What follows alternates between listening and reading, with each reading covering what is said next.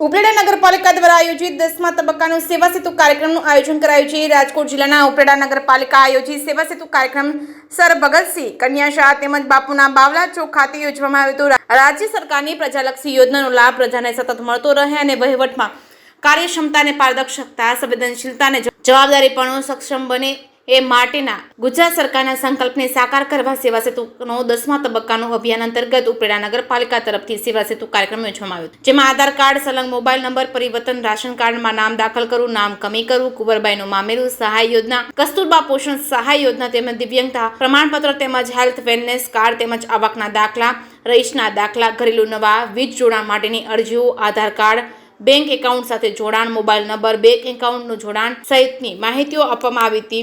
આ સેવા સેતુ કાર્યક્રમમાં બોડી સંખ્યામાં લોકોએ લાભ લેવા પહોંચ્યા હતા। જે કેસની ગુજરાતી સાથે અર્શિયા આહિર, ઉપલેટા।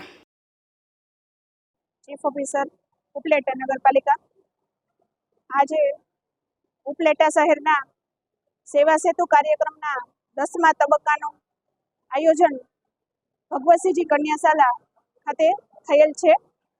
આ કાર્યક્રમને સવારના 9 થી સાંજના 5 વાગ્યા સુધી વિવિધ સરકારશ્રીની યોજનાઓનો લાભાર્થીઓ લાભ લે તેમજ આવકના દાખલા, રહીશના દાખલા તેમજ અન્ય યોજનાઓનો લાભ લોકો બહોળા પ્રમાણમાં લે એ માટે સેવા સેતુ કાર્યક્રમનું આયોજન કરવામાં આવેલ છે।